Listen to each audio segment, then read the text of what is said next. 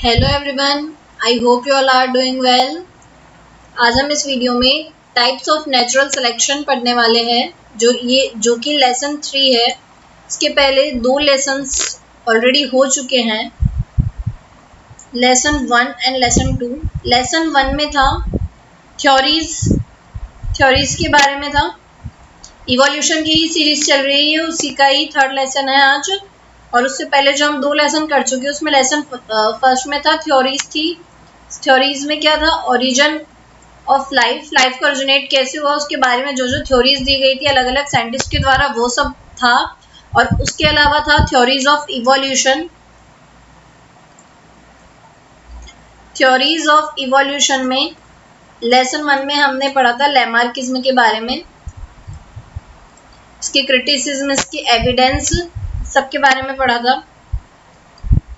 और लेसन 2 में हमने पढ़ा था डार्विनिज्म के बारे में एंड नेचुरल सिलेक्शन के बारे में।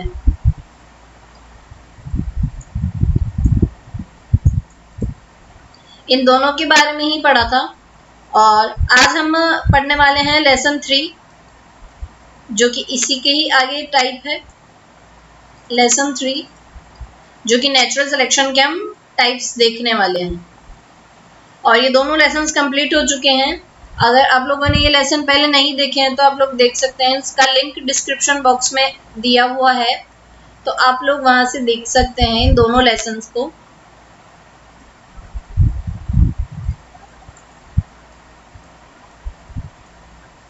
तो हम स्टार्ट करते हैं आज का lesson, types of natural selection. Types of natural selection कितने होते हैं? 3 टाइप्स होते हैं नेचुरल सिलेक्शन के। इसको मोड ऑफ नेचुरल सिलेक्शन भी बोल सकते हैं, टाइप्स ऑफ नेचुरल सिलेक्शन भी बोल सकते हैं, जो कि होते हैं directional selection, stabilizing selection and disruptive selection. इन तीनों के ही बारे में हम देखेंगे कि तीनों ही सिलेक्शन किस टाइप मतलब कैसे होते हैं। हम देखते हैं सबसे पहले डायरेक्शनल सिलेक्शन के बारे में। डायरेक्शनल सिलेक्शन में क्या होता है, इसे हम ग्राफ को लेके समझते हैं। ये है कोई ओरिजिनल पॉपुलेशन, इसमें सिलेक्शन होने के बाद ये हो गया, ये तो हो गई ओरिजिनल पॉपुलेशन। और हम इसे दूसरे कलर से बना देते हैं ताकि अच्छे से समझ में आए। और ये हो गई पॉपुलेशन आफ्टर सिलेक्शन। तो ये जो पर्पल कलर में शो हो रही है वो तो हो गई पॉपुलेशन आफ्टर सिलेक्शन।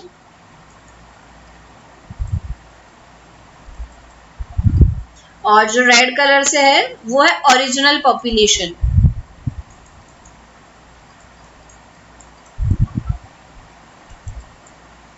तो इसमें क्या होता है, डायरेक्शनल सिलेक्शन, यानी इसके नाम में ही है डायरेक्शन, यानी कि ये एक डायरेक्शन में मूव करेगा, या तो अप ये मूव करे फॉरवर्ड या मूव करे बैकवर्ड। ये जो एरो बनाया ये है फॉरवर्ड, और जो ये है बैकवर्ड। दोनों ही डायरेक्शन में ये मूव कर सकता है, जरूरी नहीं है फॉरवर्ड ही मूव करे, बैकवर्ड भी मूव कर सकता है। तो ये जो हम देख रहे हैं, इस जो ये ग्राफ बनाया है इसमें मूव हुआ है, अपवर्ड मूव हुआ है, सॉरी फॉरवर्ड मूव हुआ है।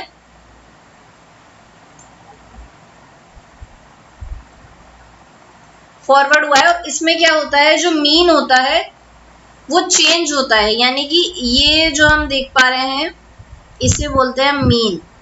यहाँ पर पूरा ही चेंज हो गया है, ये अलग है, ये अलग है। तो हम इसमें क्या कह सकते हैं, फर्स्ट पॉइंट कि चेंज इन मीन। और इसमें जो होता है वो एक एक्सट्रीम का सिलेक्शन होता है। ये जो किनारे वाले होते हैं एरिया, इसे हम बोलते हैं एक्सट्रीम। तो हम इसमें बोल सकते हैं कि वन एक्सट्रीम सेलेक्टेड।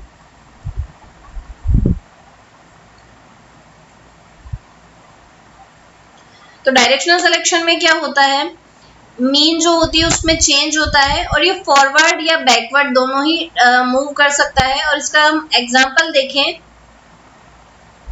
तो इसका एग्जांपल हम ले सकते हैं जो हमने नेचुरल सिलेक्शन में भी पढ़ा, इंडस्ट्रियल मेलानिज्म।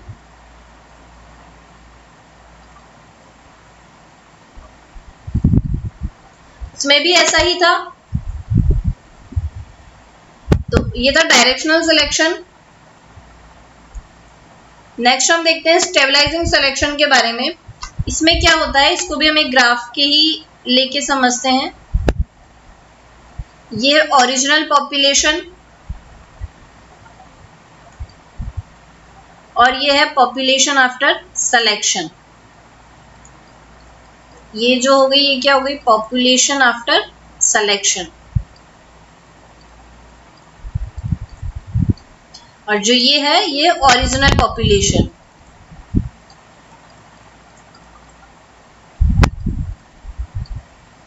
इसमें क्या होता है, ये जो दोनों एक्सट्रीम वाले एरिया हैं, किनोर वाले हैं जिसे हम बोल सकते हैं, तो इसमें क्या होता है, दोनों ही जो एक्सट्रीम होते हैं वो रिजेक्ट हो जाते हैं या एलिमिनेट हो जाते हैं। इसे हम क्या बोल सकते हैं, एक सेकेंड,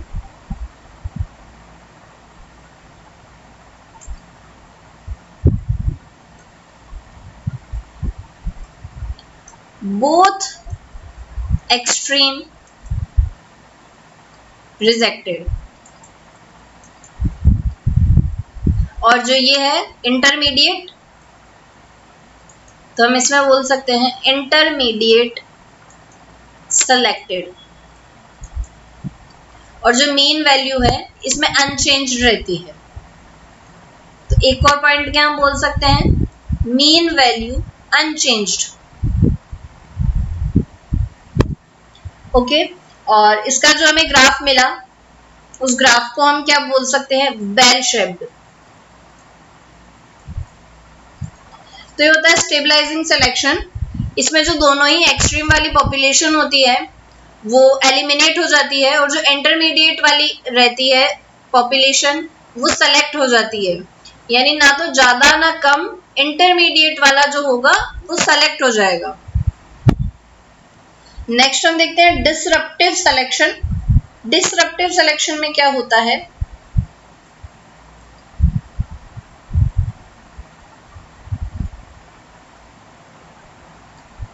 इसमें होता है, ये है ओरिजिनल पॉपुलेशन, इसमें होता है इंटरमीडिएट का एलिमिनेशन, और दोनों जो एक्सट्रीम होती है उसका हो जाता है सिलेक्शन। तो ये कैसे हो जाता है, ये एक्सट्रीम का सिलेक्शन हो गया और ये इंटरमीडिएट का एलिमिनेशन हो गया। तो ये हो गई पॉपुलेशन आफ्टर सिलेक्शन।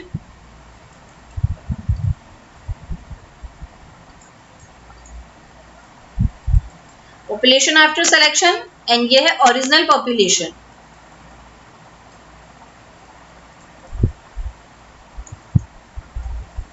ओके, तो इसमें हम क्या बोल सकते हैं कि इंटरमीडिएट का तो रिजेक्शन हो जाता है, यानी एलिमिनेट हो जाते हैं। तो एक पॉइंट हम ऐड कर सकते हैं, इंटरमीडिएट एलिमिनेटेड या रिजेक्ट। और जो बहुत एक्सट्रीम्स है दोनों ही, वो हो जाती है सेलेक्ट।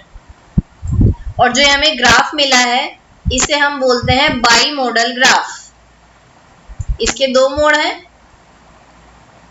एक ये एक ये, तो इसलिए हम इसे बाई मॉडल ग्राफ बोलते हैं। इधर डिसरप्टिव सिलेक्शन के बारे में, तीनों ही सिलेक्शन को अगर एक ही उसमें समराइज करें, इजी वे में अगर याद रखना हो तो कैसे याद रख सकते हैं। इसके लिए सबसे पहले हमने देखा था डायरेक्शनल। डायरेक्शनल में था कि इसमें फॉरवर्ड या बैकवर्ड मूवमेंट होगा, और जो मीन वैल्यू होगी वो चेंज हो जाती है। तो एक पॉइंट हमें इसमें याद रखना है, चेंज इन मीन, मीन में चेंज हो जाता है, और एक एक्सट्रीम जो होती है वो सेलेक्ट रहती है। यह है डायरेक्शनल। सेकंड हम देखते हैं स्टेबलाइजिंग।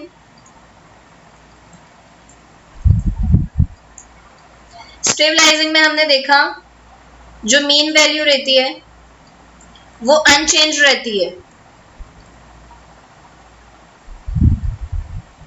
और इसमें जो होता है एक्सट्रीम्स जो होते हैं वो रिजेक्ट हो जाते हैं और जो इंटरमीडिएट होता है वो सेलेक्ट हो जाता है।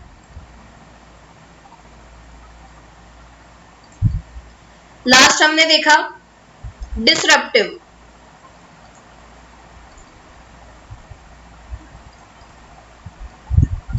डिसरप्टिव में क्या होता है, इंटरमीडिएट रिजेक्ट होता है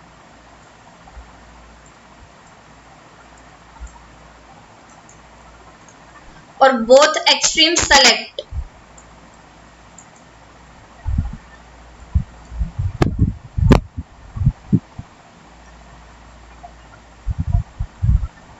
और इसमें हमें जो ग्राफ मिलता है वो मिलता है बाइमोडल ग्राफ।